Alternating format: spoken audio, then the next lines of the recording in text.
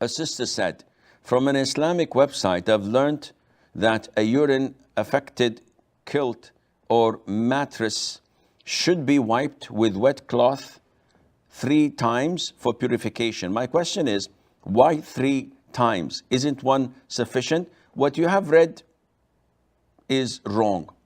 This is not the right way of doing it.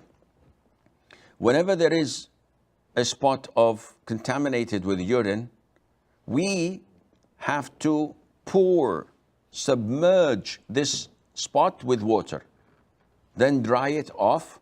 Then if the urine is gone and has no traces, this is sufficient. Otherwise, we have to pour more water, whether it's a carpet, whether it is a mattress or anything like that.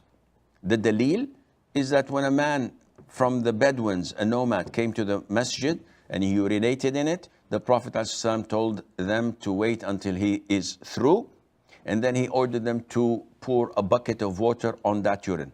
He didn't order them to dig it out. He didn't order them just to put some sand on it. No, pouring water, submerging it in water, which would mix with it and then dissolve it as urine, would be sufficient. So what you've heard is wrong.